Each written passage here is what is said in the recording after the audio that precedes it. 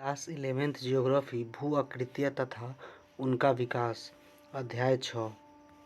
पृथ्वी के धरातल का निर्माण करने वाले पदार्थ पर अपक्षय की प्रक्रिया के पश्चात भू आकृतिक कारक जैसे प्रवाहित जल, भूमिगत जल, वायु, हिमनद तथा तरंग अपरदन करते हैं। आप यह जानते ही हैं कि अपरदन धरातलीय स्वरूप को बदल देता है।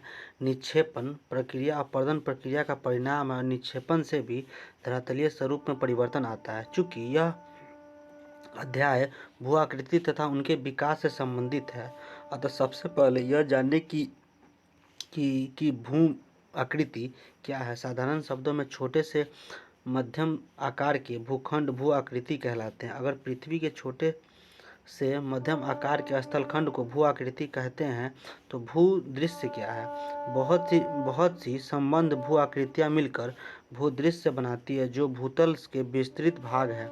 प्रत्येक भू आकृति की अपनी भौतिक आकृति, आकार व पदार्थ होते हैं जो कि कुछ भू प्रक्रियाओं एवं उनके कारकों द्वारा निर्मित है। अधिकतर भू आकृतिक प्रक्रियाएं धीमी गति से कार्य करती है और इसी कारण उनके आकार बनने में लंबा समय लगता है। प्रत्येक भू आकृति का एक प्रारंभ होता है। भू आकृतियों के एक बार बनने के बाद उनके आकार, आकृति व प्रकृति में बदलाव आता है जो भू आकृतिक प्रक्रियाओं व कार्यकर्ताओं के लगातार धीमे अथवा तेज गति के कारण होता है। जलवायु संबंधी बदलाव तथा वायु राशियों के ऊर्ध्वाधर अथवा क्षैतिज संचलन के कारण भू आकृतिक प्रक्रियाओं की गहनता से या स्वयंक्रिय प्रतिक्रिया स्वयं परिवर्तित हो जाती है। भू आकृतियाँ रूपांतरित होती है। विकास का यहाँ अर्थ भूतल के एक भाग में एक भू आकृति का दूसरी भू आकृति में या एक भू आकृति के एक रूप से दूसरे रूप में परिवर्तित होने की अवस्थाओं से है।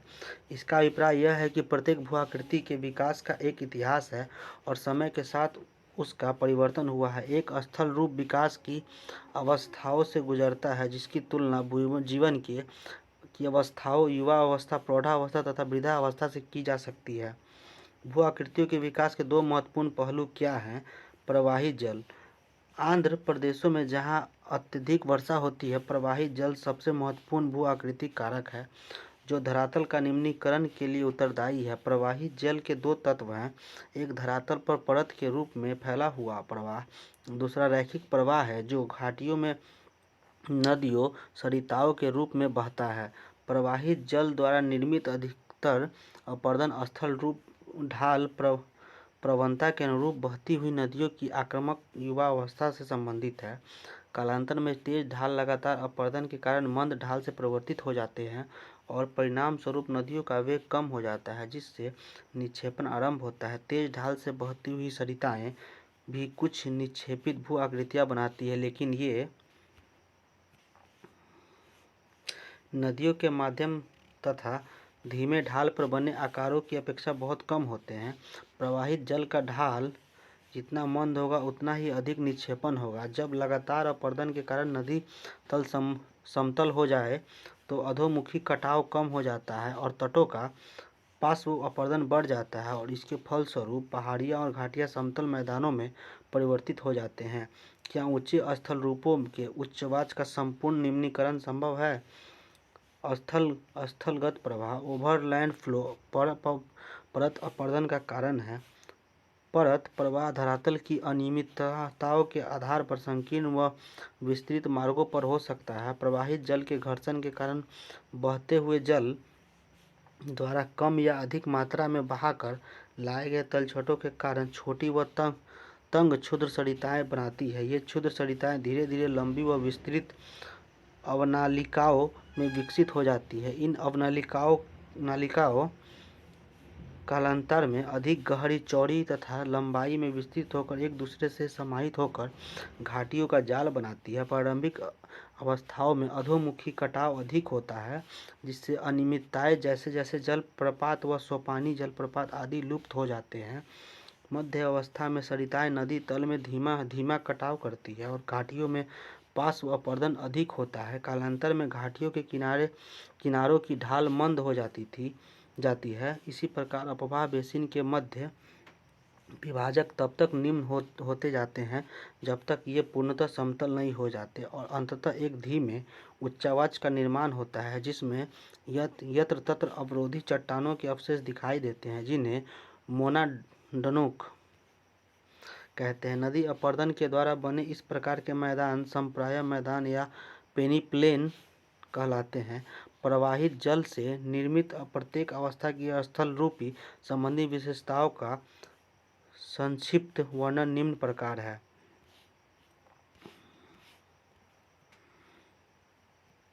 युवावस्था। इस अवस्था में नदियों की संख्या बहुत कम होती है। ये नदियाँ उथली भी आकार की घाटी बनाती है जिनमें बाढ़ के मैदान लगभग अनुपस्थित तथा संकरे बाढ़ मैदान मुख्य नदी के साथ साथ पाए जाते हैं। जल विभाजक अत्यधिक विस्तृत, चौड़े व समतल होते हैं जिनमें दलदल व झीलें होती है। इन ऊंचे समतल धरातल पर नदी विसर्प विकसित हो जाते हैं। ये विसर्प अंततः ऊंचे धरातलों में गंभीरभूत हो जाते हैं, अर्थात विसर्प की तली में निम्न कटाव होता है और ये गहराई में बढ़ते हैं। जहाँ अनावरित कठोर चट्टानें पाई जाती हैं वहाँ जलप्रपात व क्षिप्रिकाएँ बन जाते हैं। प्रौढ़ावस्था मैच्योर। इस अवस्था में नदियों में जल की मात्रा अधिक होती है और सहायक नदियाँ भी इसमें आकर मिलती है। नदी घाटियाँ भी आकार की होती हैं लेकिन गहरी होती है। मुख्य नदी के व्यापक और विस्तृत होने से विस्तृत बाढ़ के मैदान पाए जाते हैं जिसमें घाटी के भीतर ही नदी विसर्प बनाती हुई प्रवाहित होती है। युवावस्था में निर्मित समतल, विस्तृत व अंतर नदीय दलदली क्षेत्र लुप्त हो जाते हैं और नदी विभाजक स्पष्ट होते हैं। जलप्रपात व क्षिप्रिकाएँ लुप्त हो जाती हैं। वृद्धावस्था। वृद्धावस्था में छोटी सहायक नदियाँ कम होती है और ढाल मंद होता है। नदियाँ स्वतंत्र रूप से विस्तृत बाढ़ के मैदानों में बहती हुई नदी विसर्प प्राकृतिक तटबंध, गोखूट, झील आदि बनाती है। विभाजक विस्तृत तथा समतल होते हैं जिनमें झील, दलदल पाए जाते हैं। अधिकतर भूदृश्य समुद्र तल के बराबर या थोड़े ऊंचे होते हैं। अपर्दित स्थल रूप घाटियाँ। घाटियों का परम तंग व छोटी छोटी क्षुद्र सरिताओं से होता है। ये क्षुद्र सरिताएं धीरे धीरे लंबी व विस्तृत अवनालिकाओं में विकसित हो जाती है। ये अवनालिकाएं धीरे धीरे और गहरी हो जाती हैं। ये चौड़ी व लंबी होगेनकल, धर्मपुरी, तमिलनाडु के समीप गॉर्ज के रूप में कावेरी नदी की घाटी का ये चित्र दिया हुआ है।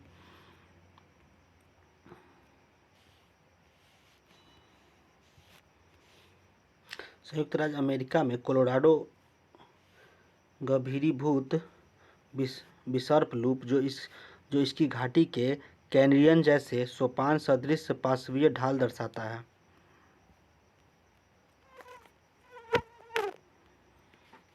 होकर घाटियों का रूप धारण करती है। लंबाई, चौड़ाई एवं आकृति के आधार पर ये घाटियाँ भी आकार घाटी, गॉर्ज, कैनियन आदि में वर्गीकृत की जा सकती है। गॉर्ज एक गहरी संकरी घाटी है जिसके दोनों पार्श्व तीव्र ढाल होते हैं। एक कैनियन के किनारे भी खड़ी ढाल वाले होते हैं और यह भी गॉर्ज की ही भांति गहरी होती है। गॉर्ज की चौड़ाई इसके तल पर ऊपरी भाग में लगभग एक समान होती है। इसके विपरीत एक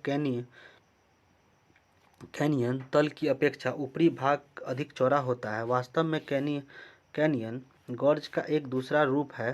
चट्टानों के प्रकार और संरचना पर घाटी का प्रकार निर्भर होता है। उदाहरणार्थ, कैनियन का निर्माण प्रायः अवसादी चट्टानों के क्षैतिज स्तर में पाए जाने से होता है तथा गॉर्ज कठोर चट्टानों में बनता है। जलगर्तिका तथा अवनमित कुंड। पहाड़ी क्षेत्रों में नदी तल में अपर्दित छोटी चट्टानी टुकड़े छोटे गर्तों में फंसकर वृत्ताकार रूप में घूमते हैं जिन्हें जलगर्तिका कहते हैं। एक बार छोटे व उथले गर्तों के बन जाने पर कंकर, पत्थर व गोलाश्म इन गर्तों में एकत्रित हो जाते हैं और प्रवाहित जल के साथ घूमते हैं और धीरे धीरे इन गर्तों का आकार बढ़ता जाता है। यह गर्त आपस में मिल जाते हैं और कालांतर में नदी घाटी गहरी होती जाती है। जलप्रपात के तल में तल में भी एक गहरे व बड़े जल गर्तिका का निर्माण होता है, जो जल की ऊंचाई से गिरने व उसमें शिलाखंडों के वृत्ताकार घूमने से निर्मित होते हैं। जलप्रपातों के तल में एक ऐसे विशाल व गहरे कुंड अवनमित कुंड प्लंज पूल्स कहलाते हैं। अधकर्तित विसर्प या गभीरीभूत विसर्प। तीव्र ढालों में तीव्रता से बहती हुई नदियाँ सामान्यतः नदी ढाल पर अपरदन करती है। तीव्र नदी ढालों में भी पार्श्व अपरदन अधिक नहीं होता, लेकिन मंद ढालों पर बहती हुई नदियाँ अधिक पार्श्व अपरदन करती है।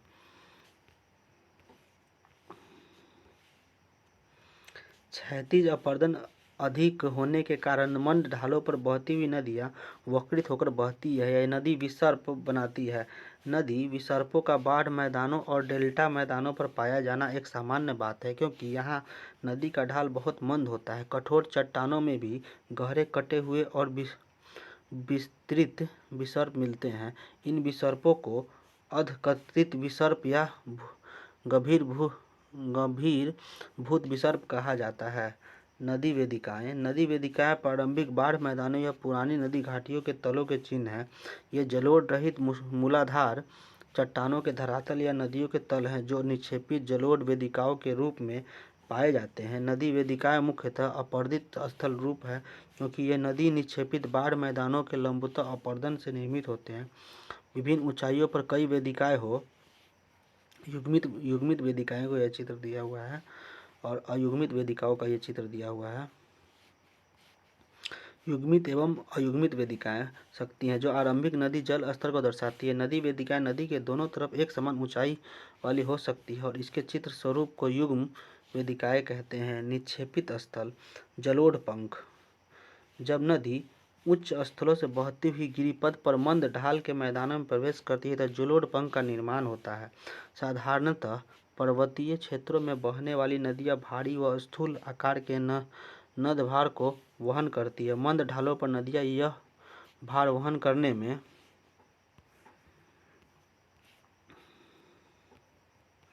असमर्थ होती है, तो यह शंकु के आकार में निक्षेपित हो जाती है, जिसे जलोढ़ पंख कहते हैं। अमरनाथ, जम्मू तथा कश्मीर में मार्ग में एक पहाड़ी सरिता द्वारा निक्षेपित जलोढ़ पंख का यह चित्र दिया हुआ है। जो नदियाँ जलोढ़ पंखों से बहती है, वे प्रायः अपने वास्तविक वाह मार्ग को बहुत दूर तक नहीं बहती, बल्कि अपना मार्ग बदल लेती है और कई शाखाओं में बढ़ जाती है, जिसे जलवितरिकाएँ कहते हैं। आंध्र प्रदेशों में जलोढ़ पंख प्रायः निम्न शंकु की आकृति तथा शीर्ष से पाद तक मंद ढाल वाले होते हैं। शुष्क व अर्ध शुष्क जलवायवीय प्रदेशों में ये तीव्र ढाल वाले उच्च शंकु बनाते हैं। डेल्टा जलोढ़ पंख की ही भांति होते हैं, लेकिन इनके विकसित होने का स्थान भिन्न होता है। नदी अपने लाए हुए पदार्थों को समुद्र के किनारे बिखेर देती है। अगर डेल्टा बना रहा है। कृष्णा नदी का डेल्टा आंध्र प्रदेश के भाग का उपग्रह द्वारा लिया गया ये चित्र है। ये डेल्टा बन रहा है। यह भार समुद्र में दूर तक नहीं ले जाया गया तो यह तट के साथ ही शंकु के रूप में एक साथ फैल जाता है। जलोढ़ पंख के विपरीत डेल्टा का निक्षेप व्यवस्थित होता है और इसका जलोढ़ स्तरित होता है, अर्थात मोटे पदार्थ तट के निकट व बारीक कण जैसे चीका मिट्टी, गाद आदि सागर में दूर तक जमा हो जाता है। जैसे जैसे डेल्टा का आकार बढ़ता है, नदी वितरिकाओं की लंबाई बढ़ती जाती है और डेल्टा सागर के अंदर तक बढ़ता रहता है। बाढ़ मैदान, प्राकृतिक तटबंध तथा विसर्पी रोधिका। जिस प्रकार अपरदन से घाटियाँ बनती है, उसी प्रकार निक्षेपण से बाढ़ के मैदान विकसित होते हैं। बाढ़ के मैदान नदी निक्षेपण के मुख्य स्थल रूप हैं। जब नदी तीव्र ढाल से मंद ढाल में प्रवेश करती है, तो बड़े आकार के पदार्थ पहले ही निक्षेपित हो जाते हैं। इसी प्रकार बारीक पदार्थ जैसे रेत, चीका मिट्टी और गाद आदि अपेक्षाकृत मंद ढालों पर बहने वाली कम वेग वाली जल धाराओं में मिलते हैं और जब बाढ़ आने पर पानी तटों पर फैलता है, तो ये उस तल पर जमा हो जाते हैं। नदी निक्षेप से बने ऐसे तल सक्रिय बाढ़ के मैदान कहलाते हैं। तौले से ऊंचाई पर बने तटों को अस्क्रिय बाढ़ के मैदान कहते हैं। असक्रिय बाढ़ के मैदान जो तटों के ऊपर ऊंचाई होते हैं मुख्यतः दो प्रकार के निक्षेपों से बने होते हैं, बाढ़ निक्षेप व सरिता निक्षेप। मैदानी भागों में नदियां प्रायः क्षैतिज दिशा में अपना मार्ग बदलती है और कटा हुआ मार्ग धीरे धीरे भर जाता है। बाढ़ मैदानों के ऐसे क्षेत्र जो नदियों के कटे हुए तथा छूटे हुए भाग हैं उनमें स्थूल पदार्थों के जमाव होते हैं। ऐसे जमाव जो बाढ़ के पानी के फैलने से बनते हैं अपेक्षाकृत महीन कणों, चिकनी मिट्टी, गाद आदि के होते हैं। प्राकृतिक तटबंध एवं विसर्पी रोधिकाओं का चित्रण यहाँ पे दिया हुआ है। विसर्पी रोधिकाएं प्राकृतिक तटबंध है ये, और बाढ़कृत मैदान ये पूरा है।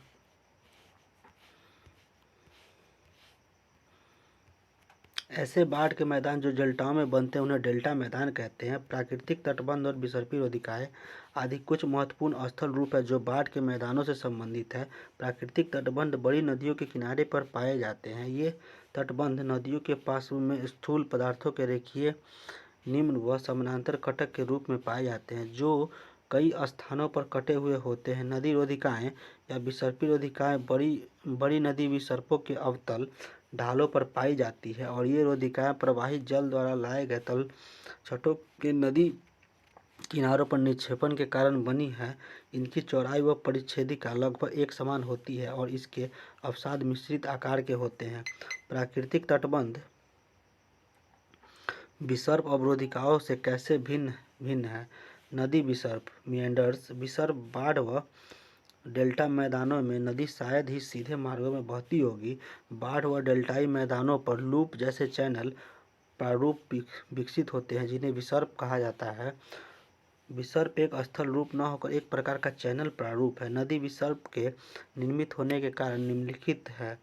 मंद ढाल पर बहते जल के तटों पर क्षैतिज या पार्श्विक कटाव करने की प्रवृत्ति का होना, तटों पर जलोढ़ का अनियमित व असंगठित जमाव जिससे जल के दबाव का नदी पार्श्वों बढ़ना, प्रवाहित जल का कोरियोलिस प्रभाव से विक्षेपण, ठीक उसी प्रकार जैसे कोरियोलिस बल से वायु प्रवाह विक्षेपित होता है। जब चैनल की ढाल प्रवणता अत्यधिक मंद हो जाती है तो नदी के पानी का प्रवाह धीमा हो जाता है, पार्श्वों का कटाव अधिक होता है। नदी तटों पर थोड़ी सी अनियमितताएं भी धीरे धीरे मोड़ों के रूप में परिवर्तित हो जाती है।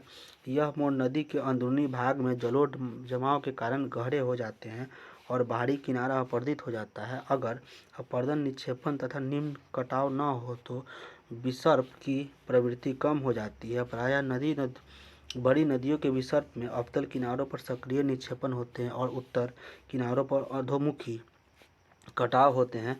अवतल किनारे कटाव किनारों के रूप में भी जाने जाते हैं।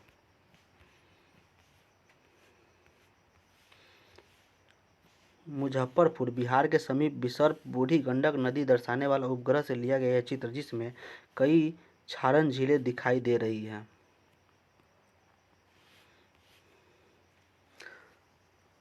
अंतर्नर्त बिंदु है, स्कंद ढाल तट है, विसर्पी रोधिका है, यहाँ पे स्कंद ढाल तट है, क्षारण झील है, स्कंद ढाल झील है, बायां किनारा अवतल तट। विसर्प वृद्धि एवं क्षारण लूप तथा स्कंद ढाल एक अवरोधित तट को दर्शाया गया है जो अधिक अपर्दन से तीव्र कगार के रूप में परिवर्तित हो जाते हैं। उत्तल किनारों का ढाल मंद होता है और विसर्पों के गहरे छल्ले के आकार में विकसित हो जाने पर ये अंदरूनी भागों पर अपर्दन के कारण कट जाते हैं और गोखुर झील यानी ऑक्सबो लेक बन जाती है। भौम जल ग्राउंड वाटर, भौम जल एक संसाधन के रूप में वर्णित नहीं है। यहाँ भौम जल का अपर्दन के कारण के रूप के और उसके द्वारा निर्मित स्थल रूपों का वर्णन किया गया है। जब चट्टानें पर पारगम में कम सघन, अत्यधिक जोड़ों, संधियों व दरारों वाली हो तो धरातलीय जल का अंतःस्रवण आसानी से हो जाता है। लंबवतः गहराई पर जाने के बाद जल धरातल के नीचे चट्टानों की संधियों, छिद्रों व संस्तरण का तल से होकर क्षैतिज अवस्था में बहना प्रारंभ करता है। जल का यह क्षैतिज व ऊर्ध्वाधर प्रवाह ही चट्टानों के अपर्दन का कारण है। भौम जल में पदार्थों के परिवहन द्वारा बने स्थल रूप महत्वहीन है।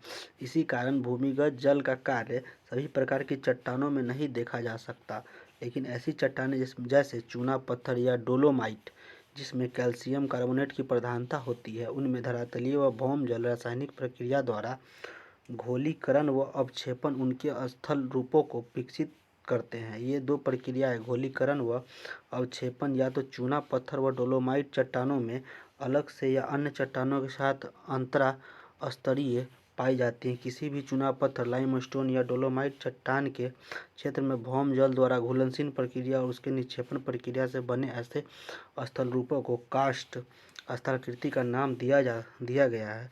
यह नाम एड्रियाटिक सागर के साथ बाल्कन कार्स्ट क्षेत्र में उपस्थित लाइमस्टोन चट्टानों पर विकसित स्थलाकृतियों पर आधारित है। अपरदनात्मक तथा निक्षेपणात्मक दोनों प्रकार के स्थल रूप कार्स्ट स्थलाकृतियों की विशेषता है। अपरदर्शित स्थल रूप कुंड, घोल रंध्र और लैपिज और चूना पत्थर चबूतरे। चूना पत्थर चट्टानों के तल पर घुलन क्रिया द्वारा छोटे व मध्यम आकार के छोटे घोल गर्तों का निर्माण होता है, जिनके विलय पर इनके विलयन रंध्र यानी शैलो होल्स कहते हैं। घोल रंध्र कार्स्ट क्षेत्रों में बहुतायत में पाए जाते हैं। घोल रंध्र एक प्रकार के छिद्र होते हैं जो ऊपर से वृत्ताकार व नीचे से कीप की आकृति के होते हैं और इनका क्षेत्रीय विस्तार कुछ वर्ग मीटर से हेक्टेयर तक तथा गहराई आधा मीटर से 30 मीटर तक या उससे अधिक होती है। इनमें से कुछ का निर्माण अकेले घुलन प्रक्रिया द्वारा ही होता है और कुछ अन्य पहले घुलन प्रक्रिया द्वारा बनते हैं, और अगर इन घोल रंध्रों के नीचे बनी कंदराओं की छत ध्वस्त हो जाए तो ये बड़े छिद्र ध्वस्त का निपात रंध्र के नाम से जाने जाते हैं। अधिकतर घोल रंध्र ऊपर से अपरदर्शित पदार्थों के जमने से ढक जाते हैं और उथले जल कुंड जैसे प्रतीत होते हैं। ध्वस्त घोल रंध्रों को डोलाइन भी कहा जाता है। ध्वस्त रंध्रों की अपेक्षा घोल रंध्र अधिक संख्या में, यहाँ पे विलय रंध्र का चित्र दिया हुआ है, यहाँ पे घोल रंध्र का चित्र दिया हुआ है, यहाँ पे गुफा है और यहाँ पे निपाती रंध्र है। काष्ठ स्थलाकृति के विभिन्न रूपों को यहाँ पे परिच्छेदन चित्रण दिया हुआ है। घोल रंध्र का ये चित्र है और ये घाटी सिंक युवाला का चित्र है। ये गुफा मुख है, ये स्टेलेग्माइट है, ये गुफा है, ये स्तंभ है, स्टेलेग्माइट और गुफा पढ़ लेते हैं इसको। पाए जाते हैं। सामान्यतः धरातलीय प्रवाही जल घोल रंध्रों और विलयन रंध्रों से गुजरता हुआ अंत भौमी नदी के रूप में विलीन हो जाता है और फिर कुछ दूरी के पश्चात किसी कंदरा के से भूमिगत नदी के रूप में फिर निकल आता है।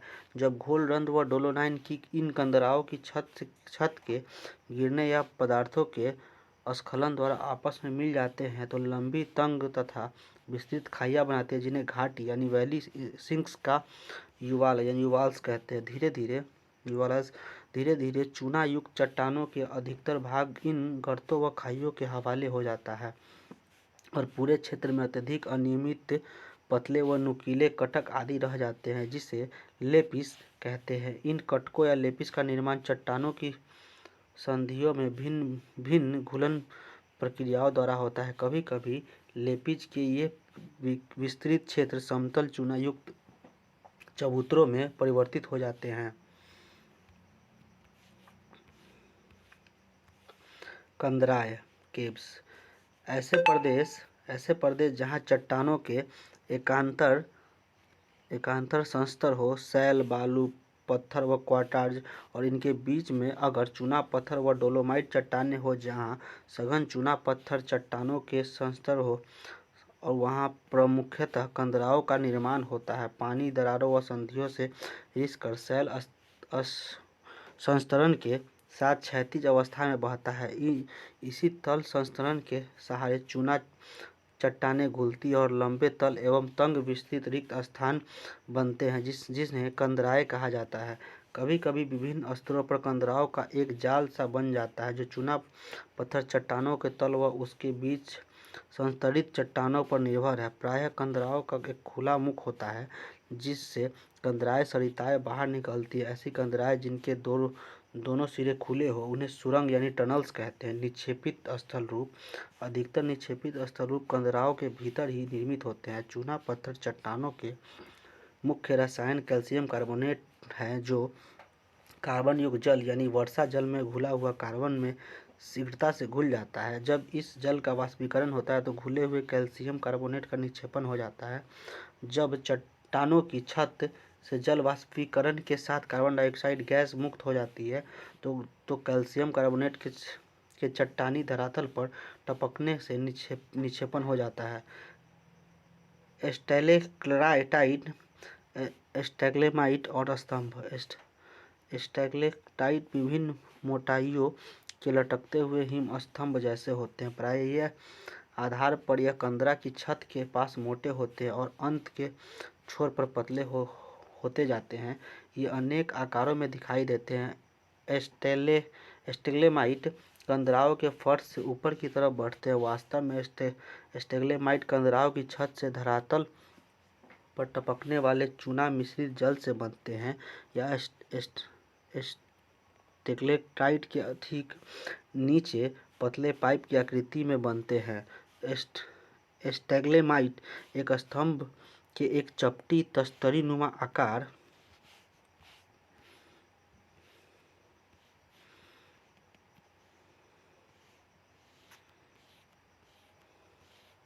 चूना पत्थर गुफा में स्टैग्लेराइट एवं स्टैग्मेमाइट, ये स्टैग्मेमाइट है,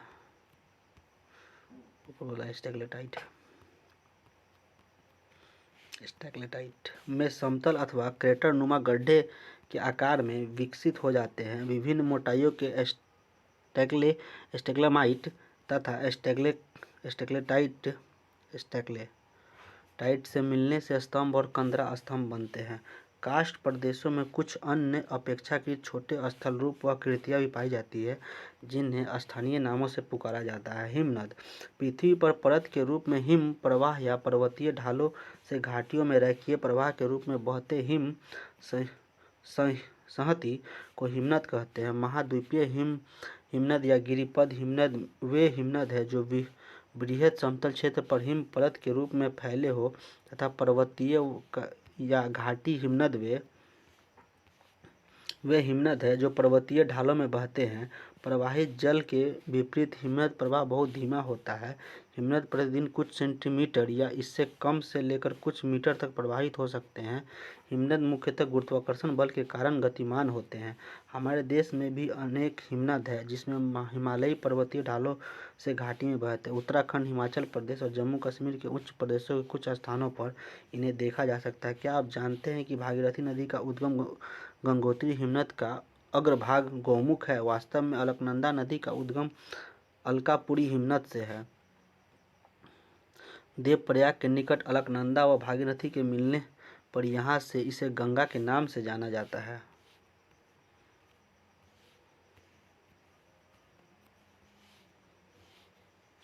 घाटी में हिमनद का यहाँ पे चित्र दिया हुआ है। हिमनदों से प्रबल अपरदन होता है जिसका कारण इसके अपने भार से उत्पन्न घर्षण होता है। हिमनद द्वारा कर्षित चट्टानी पदार्थ प्रायः गोलाश्म व शैलखंड इसके तल में ही इसके साथ घसीटते जाते हैं या घाटी के किनारों पर अपघर्षण या व घर्षण द्वारा अत्यधिक अपरदन करते हैं। हिमनद अपक्षय रहित चट्टानों का भी प्रभावशाली अपरदन करते हैं जिससे ऊंचे पर्वत छोटी पहाड़ियों व मैदानों में परिवर्तित हो जाते हैं। हिमनद के लगातार संचलित होने से हिमनद मलबा हटता होता है, विभाजक नीचे हो जाता है और कालांतर में ढाल इतने निम्न हो जाते हैं कि हिमनद भी संचलन शक्ति समाप्त हो जाती है तथा निम्न पहाड़ियाँ व अन्य निक्षेपित स्थल रूपों वाला एक हिमानी धौत रह जाता है, आउटवॉश प्लेन। हिमनद के अपरदन व निक्षेपण से निर्मित स्थल रूपों को दर्शाते हैं जिनका वर्णन भी अगले अनुच्छेदों में किया गया है।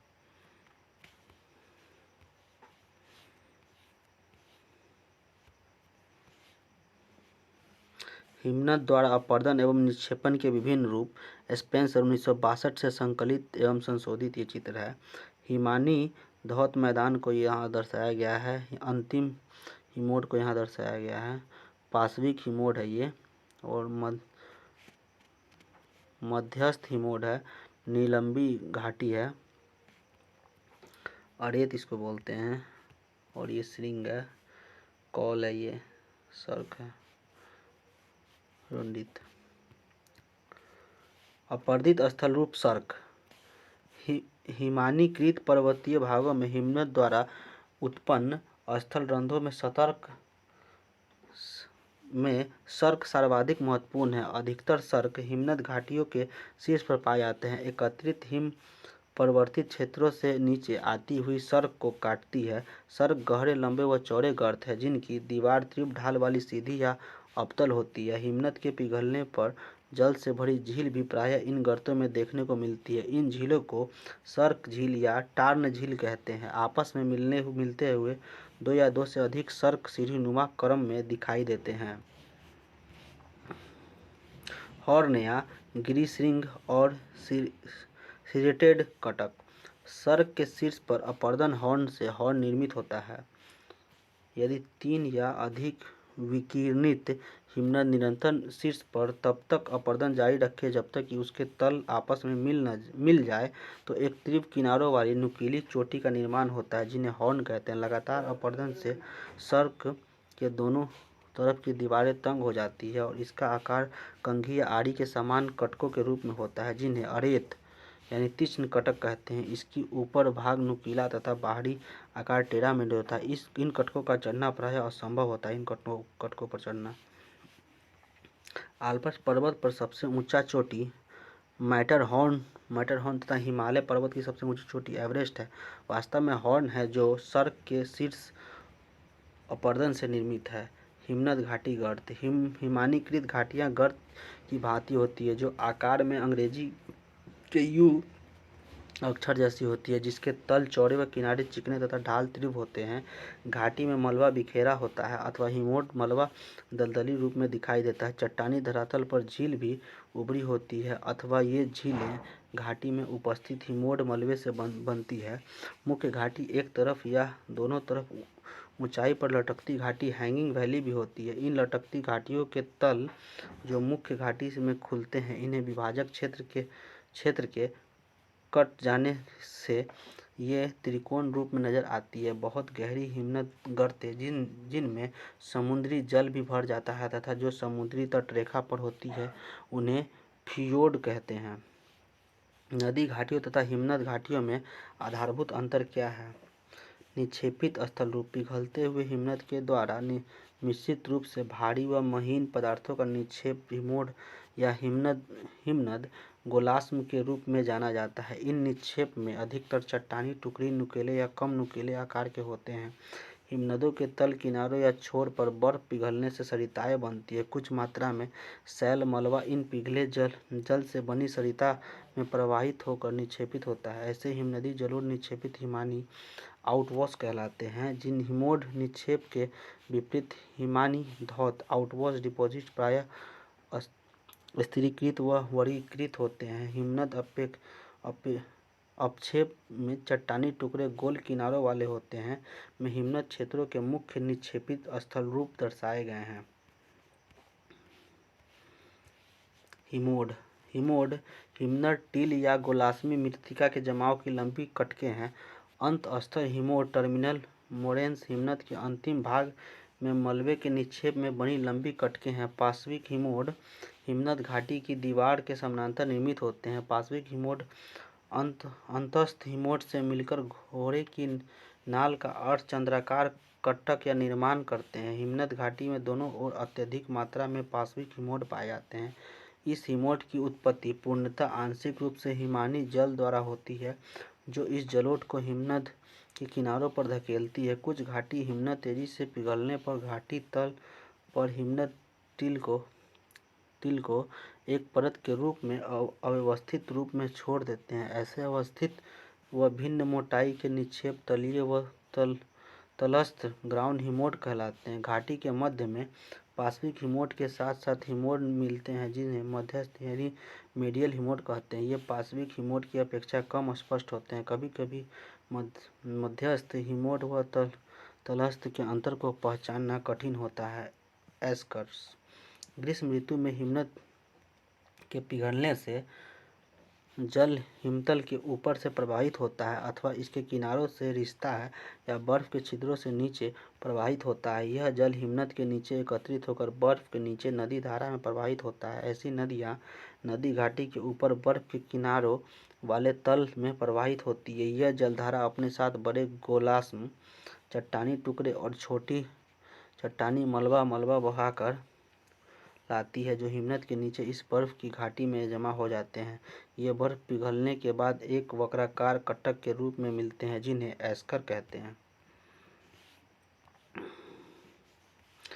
हिमनदी स्थलाकृति के विभिन्न निक्षेपित भू आकृतियों का सुंदर चित्रण सेंसर 1962 के संकलित एवं संशोधित है। ये ड्रमलिन हिमानी धौत मैदान एस्कर हिमानी धौत ड्रमलिन का ये चित्र है।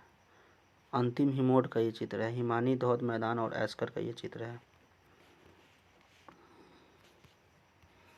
हिमानी धौत मैदान यानी आउटवॉश प्लेन्स हिमानी गिरिपद के मैदान के अथवा महाद्वीपीय हिमनदों से दूर हिमानी जलोढ़ निक्षेपों से जिसमें बजरी रेत चीका मिट्टी व मृत्तिका के विस्तृत समतल जलोढ़ पंख भी शामिल है। हिमानी धौत मैदान निर्मित होते हैं। नदी के जलोढ़ मैदान व हिमानी धौत मैदान में अंतर स्पष्ट करें। ड्रमलिन हिमनद मृत्तिका के अंडाकार समतल कटकनुमा स्थल रूप है जिसमें रेत व बजरी के ढेर होते हैं। ड्रमलिन के लंबे भाग हिमनद के प्रवाह की दिशा के समानांतर होते हैं। ये 1 किलोमीटर लंबे व 30 मीटर तक ऊंचे होते हैं। ड्रमलिन का हिमनद सम्मुख भाग स्टॉस कहलाता है जो पिच यानी टेल भागों की अपेक्षा तीखा तीव्र ढाल लिए होता है। ड्रमलिन का निचला हिमनद दरारों में भारी चट्टानी मलबे के भरने व उसके बर्फ के नीचे रहने से होता है। इसका अग्र भाग या स्टॉस भाग प्रवाहित हिमखंड के कारण तीव्र हो जाता है। ड्रमलिन हिमनद प्रवाह दिशा को बताते हैं। गोलाश्मी मृत्तिका व जलोढ़ में क्या अंतर है? तरंग व धाराएं तटीय प्रक्रियाएं सर्वाधिक क्रियाशील और इसी कारण अत्यधिक विनाशकारी होती है। क्या आप नहीं सोचते कि तटीय प्रक्रियाओं तथा उनसे निर्मित स्थल रूपों को जानना अति महत्वपूर्ण है? तट पर कुछ परिवर्तन बहुत शीघ्रता से होता है। एक ही स्थान पर एक मौसम में अपरदन व दूसरे मौसम में निक्षेपण हो सकता है। तटों के किनारों पर अधिकतर परिवर्तन तरंग द्वारा संपन्न होते हैं। जब तरंगों का अवनमन होता है तो जल तट पर अत्यधिक दबाव डालता है और इसके साथ ही साथ सागरीय तट पर तलछटों में भी दोलन होता है। तरंगों के अस्थायी अवनमन के प्रवाह के तटों पर अभूतपूर्व प्रभाव पड़ता है। सामान्य तरंग अवनमन की अपेक्षा सुनामी लहरें कम समय में अधिक परिवर्तन लाती है। तरंगों में परिवर्तन उनकी आवृत्ति आदि होने से उनके अवनमन से उत्पन्न प्रभाव की गहनता भी परिवर्तित हो जाती है। क्या आप तरंग व धाराओं को उत्पन्न करने वाले बलों के विषय में जानते हैं? यदि नहीं तो महासागरीय जल का परिसंचरण अध्याय पढ़ें।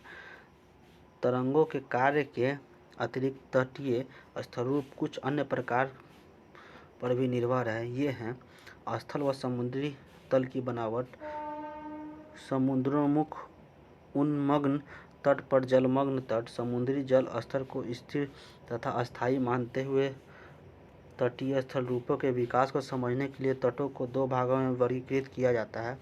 ऊंचे चट्टानी तट जलमग्न, निम्न समतल व मंद ढालों के अवसादी तट उन्मग्न।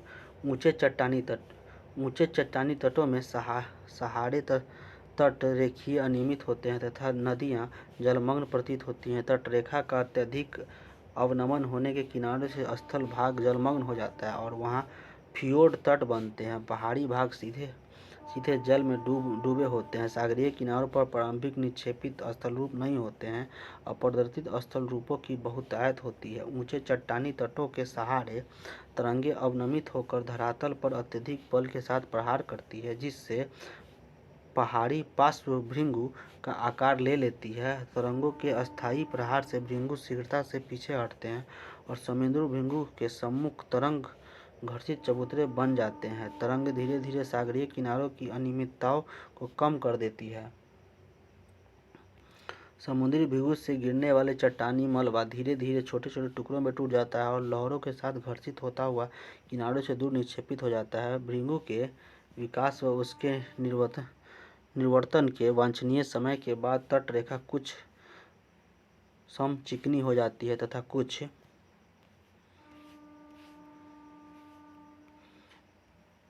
कुछ अतिरिक्त मलबे के किनारों से दूर जमाव से तुरंत घर्षित वेदिकाओं के सामने तरंग निर्मित वेदिकाएं देखी जा सकती है। जैसे कि तटों के साथ अपवर्तन आरंभ हो जाता है, वेलाचली प्रवाह, लॉन्गशोर करेंट व तरंगे इस अपवर्तित पदार्थ को सागरीय किनारों पर पुलिन, बीचेज और रोधिकाओं के रूप में निक्षेपित करती है। रोधिकाएं यानी बार्स जलमग्न आकृतियां हैं और जब यही रोधिकाएं जल के ऊपर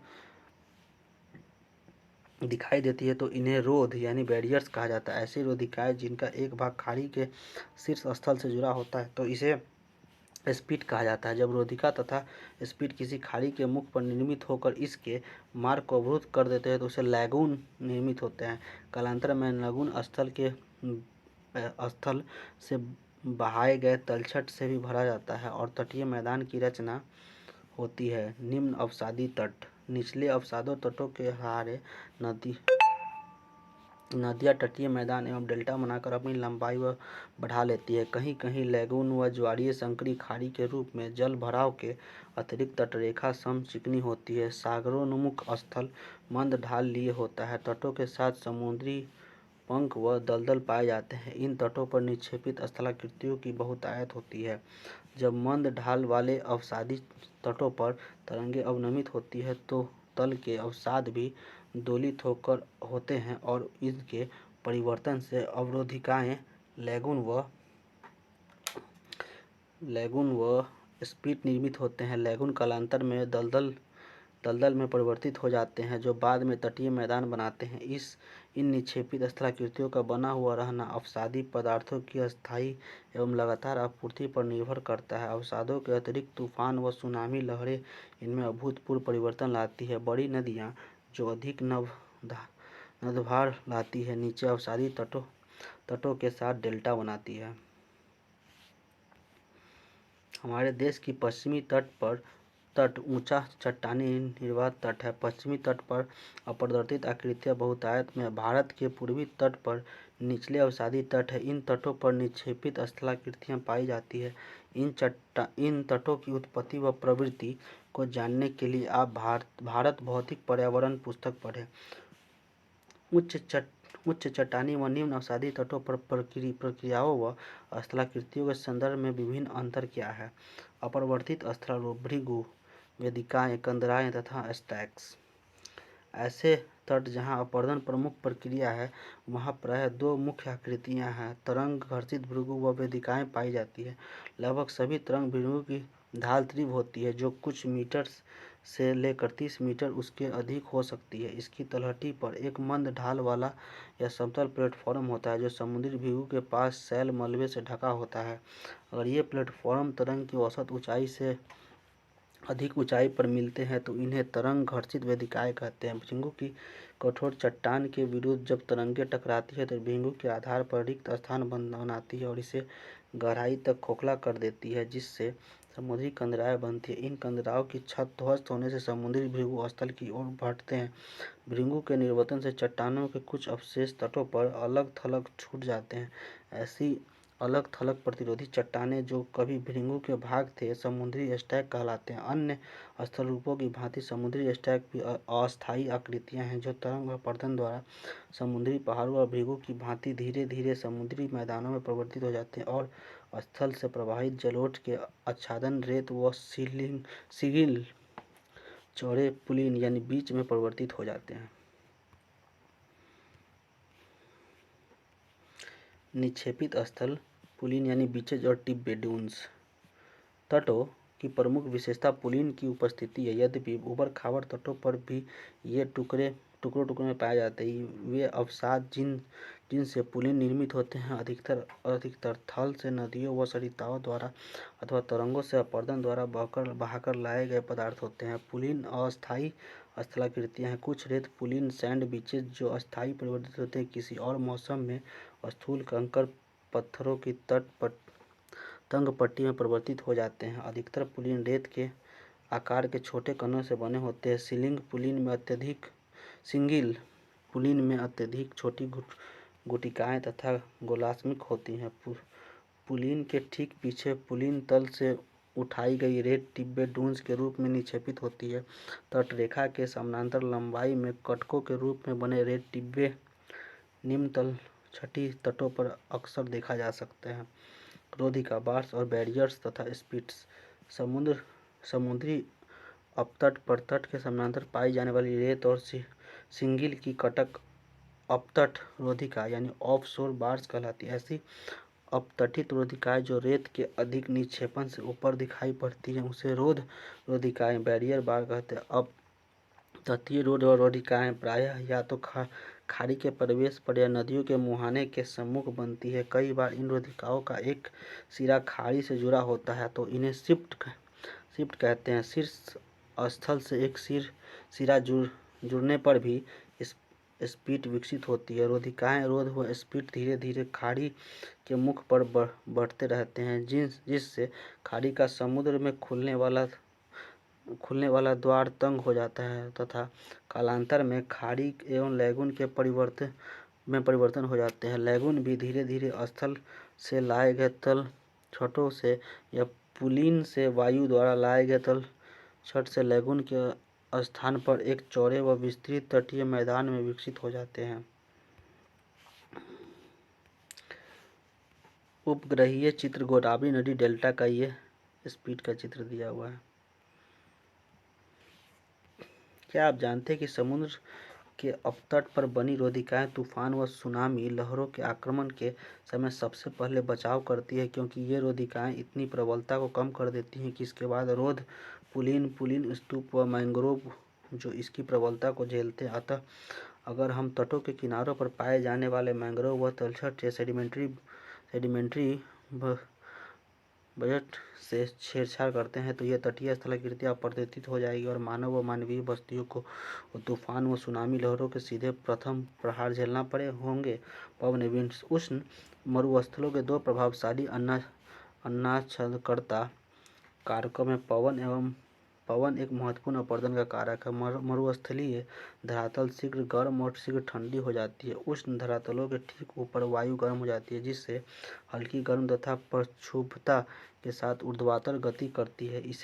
इसे मार्ग में कोई रुकावट आने पर भंवर वातावृत बनते हैं तथा अनुवात एवं उत्वात प्रवाह उत्पन्न होता है। पवन मरुस्थलीय धरातल के साथ साथ तीव्र गति से चलती है और उनके मार्ग में रुकावटें पवनों में विक्षोभ उत्पन्न करती है। निसंदेह तूफानी पवन अधिक विनाशकारी होता है। पवन अपवाह घर्षण आदि द्वारा अपरदन करती है। अपवाहों में पवन धरातल से चट्टानों के छोटे कणों व धूल उठाती है। वायु की परिवहन की प्रक्रिया में रेत व बजरी और आदि औजारों की तरह धरातलीय चट्टानों पर चोट पहुंचाकर घर्षण करती है। जब वायु में उपस्थित रेत व कण चट्टानों के तट पर से टकराते हैं तो इसका प्रभाव पवन के संवेग पर निर्भर करता है। यदि प्रक्रिया बालू घर्षण यानी सैंड ब्लास्टिंग जैसी है, मरुस्थलों में पवनें कई रोचक अपरदनात्मक व निक्षेपणात्मक स्थल रूप बनाती है। वास्तव में मरुस्थलों में अधिकतर स्थलाकृतियों का निर्माण बृहद क्षरण व प्रवाहित जल की चादर बाढ़ यानी शीट फ्लड से होता है। यद्यपि मरुस्थलों में वर्षा बहुत कम होती है, लेकिन यह अल्प समय में मूसलाधार वर्षा टोरेंटियल के रूप में होती है। मरुस्थलीय चट्टानें अत्यधिक वनस्पति विहीन होने के कारण तथा दैनिक तापांतर के कारण यांत्रिक व रासायनिक अपक्षय से अधिक प्रभावित होती है। अतः इनका शीघ्र क्षय होता है और वेग प्रवाह इस अपक्षय जनित मलबे को आसानी से बहा ले जाते हैं। अर्थात मरुस्थलों में अपक्षय जनित मलबा केवल पवन द्वारा ही नहीं वरन वर्षा व वृष्टि धोवन यानी शीट वॉश से भी प्रभावित होता है। पवन केवल महीन मलबे का ही अपवाहन कर सकती है और बृहद अपरदन मुख्यतः परत बाढ़ या बृहद दोहन से ही संपन्न होता है। मरुस्थलों में नदियाँ चौड़ी, अनियमित तथा वर्षा के बाद अल्प समय तक ही प्रवाहित होती हैं। अपरदनात्मक स्थल रूप, पेडिमेंट और पदस्थली। मरुस्थलों में भूदृश्य का विकास मुख्यतः पेडिमेंट का निर्माण व उसका ही विकसित रूप है। पर्वतों के पाद पर मलबे रहित अथवा मलबे सहित मंद ढाल वाली चट्टानी तथा पेडिमेंट कहलाते हैं। पेडिमेंट का निर्माण पर्वतीय अग्रभाग के अपर्दन, मुख्यतः सरिता के क्षैतिज अपर्दन व चादर बाढ़ दोनों के संयुक्त अपर्दन से होता है। अपवर्दन भूसंहति के तीव्र ढाल वाले कोर के साथ साथ प्रारंभ होता है। यह विवर्तनिकी द्वारा नियंत्रित कटावों के तीव्र ढालों वाले पार्श्व पर अपर्दन पर प्रारंभ होता है। जब एक बार एक तीव्र मंद ढाल के साथ पेडिमेंट का निर्माण हो जाता है जिसके पीछे एक भृंगु या मुक्त पार्श्व होता है, तो कटाव के कारण मंद ढाल तथा मुक्त पार्श्व पीछे हटने लगते हैं। अपर्दन की इस पद्धति को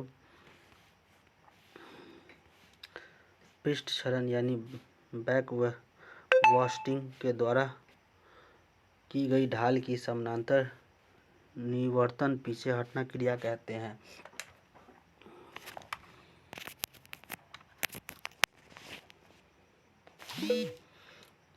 अतः समानांतर ढाल निवर्तन द्वारा पर्वतों के अग्रभाग को अपरिवर्तित करते हुए पेडिमेंट आगे बढ़ते हैं तथा पर्वत खींचते हुए पीछे हटते हैं और धीरे धीरे पर्वतों का अपवर्दन हो जाता है और केवल इज़ेलबर्ग निर्मित होते हैं जो कि पर्वतों को अवशिष्ट रूप है। इस प्रकार मरुस्थलीय प्रदेशों में एक उच्च धरातल आकृति विहीन मैदान में परिवर्तित हो जाता है जिसे पेडी प्लेन पदस्थली कहते हैं। पलाया मरुभूमि में मैदानों में प्लेन्स प्रमुख स्थल रूप है। पर्वतों व पहाड़ियों से घिरे बेसिनों में अपवाह मुख्यतः बेसिन के मध्य में होता है तथा बेसिन के किनारों से लगातार लाए हुए अवसाद जमाव के कारण बेसिन के मध्य में लगभग समतल मैदानों की रचना होती है। पर्याप्त जल उपलब्ध होने पर यह मैदान उथले जल क्षेत्र में परिवर्तित हो जाता है। इस प्रकार की उथली जल झीलें ही पलाया कहलाती है। पलाया में वाष्पीकरण के कारण जल अल्प समय के लिए ही रहता है और अक्सर पलाया में लवणों के समृद्ध निक्षेप पाए जाते हैं। ऐसे पलाया मैदान जो लवणों से भरे हों कल्लर भूमि या क्षारीय क्षेत्र कहलाते हैं। अल्काई फ्लैट्स, अपवाहन गर्त, डिफ्लेशन होलोज तथा गुहा केव्स। पवनों के एक ही दिशा में अस्थायी प्रवाह से चट्टानों के अपक्षय जनित पदार्थ या असंगठित मिट्टी का अपवाह होता है। इस प्रक्रिया में उथले गर्त बनते हैं जिन्हें अपवाह गर्त कहते हैं। अपवाहन प्रक्रिया से चट्टानी धरातल पर छोटे गड्ढे या गुहिकाएँ भी बनती है। तीव्र वेग पवन के साथ उड़ने वाले धूल कण अपघर्षण से चट्टानी तल पर पहले उथले गर्त जिन्हें वात गर्त कहते हैं बनते हैं और इनमें से कुछ वात गर्त गहरे और विस्तृत हो जाते हैं जिन्हें गुहा यानी केव्स कहते हैं। छत्रक, मशरूम टेबल तथा पिटिका शैल। मरुस्थलों में अधिकतर चट्टानों पवन अपवाहन व अपघर्षण द्वारा शीघ्रता से कट जाती है और कुछ प्रतिरोधी चट्टानों के घिसे हुए अवशेष जिनके आधार पर पतले व ऊपरी भाग विस्तृत और गोल टोपी के आकार के होते हैं, छत्रक के आकार में पाए जाते हैं। कभी कभी प्रतिरोधी चट्टानों का ऊपरी हिस्सा मेज की भांति विस्तृत हो जाता है और अधिकतर ऐसे अवशेष पिटिका की भांति खड़े रहते हैं। बाढ़, चादर व पवन के द्वारा बनाए गए अपरदनात्मक स्थल रूपों को वर्णित करें। निक्षेपित मरुस्थल पवन एक छटाई करने वाला कारक है यानी सॉर्टिंग एजेंट है, अर्थात पवन द्वारा बारीक रेत का परिवहन अधिक ऊंचाई व अधिक दूरी तक होता है। पवनों के वेग के अनुरूप मोटे आकार के कण धरातल के साथ घर्षण करते हुए चले आते हैं और अपने टकराने से अन्य कणों को ढीला कर देते हैं जिसे साल्टेशन कहते हैं। हवा में लटकते महीन कण अपेक्षाकृत अधिक तथा अधिक दूरी तक उड़ा कर ले जाए जा सकते हैं। चूँकि पवनों द्वारा कणों का परिवहन उनके आकार व भार के अनुरूप होता है, अतः पवनों की परिवहन प्रक्रिया में ही पदार्थों छटाई का काम हो जाता है। जब पवन की गति घट जाती है तो लगभग एक रुक जाती है तो कणों के आकार के आधार पर निक्षेपण प्रक्रिया आरंभ होती है, अतः पवन के निक्षेपित स्थल रूपों में कणों की महीनता भी देखी जा सकती है। रेत की आपूर्ति व अस्थायी पवन दिशा के आधार पर शुष्क प्रदेशों में पवन निक्षेपित स्थल रूप विकसित होते हैं। बालू टिब्बे यानी स्टैंड ड्यून्स उष्ण शुष्क मरुस्थल बालू टिब्बों के निर्माण में उपयुक्त स्थान है। इनके निर्माण के लिए अवरोध का होना भी अत्यंत आवश्यक है। बालू टिब्बे विभिन्न प्रकार के होते हैं। नव चंद्राकार टिब्बे जिनकी भुजाएं पवनों की दिशा में निकली होते हैं बरखान कहलाते हैं। जहाँ रेतीले धरातल पर आंशिक रूप से वनस्पति भी पाई जाती है वहाँ पैराबोलिक बालुका टिब्बों का निर्माण होता है, अर्थात अगर पवनों की दिशा अस्थायी रहे तो परवलयिक बालू टिब्बे बरखान से भिन्न आकृति वाले होते हैं, सिर्फ बरखान की ही भांति होते हैं। बालू टिब्बे के विभिन्न रूप तीर द्वारा वायु दिशा का चित्रण यहाँ पे किया गया कि वायु ऐसी दिशा में अनुदैर्ध्य पैराबोलिक है, अनुप्रस्थ यहाँ पे है, बरखान का ये चित्र दिया हुआ है ऐसे बन जाता है और सीफ का ये चित्र है ऐसे।